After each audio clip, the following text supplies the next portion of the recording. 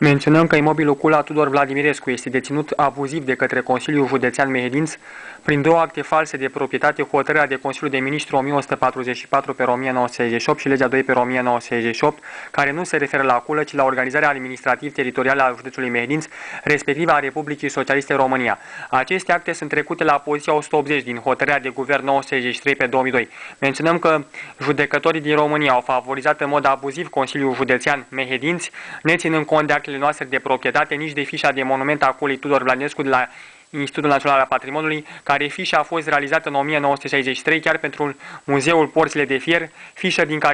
în care se arată clar că familia noastră a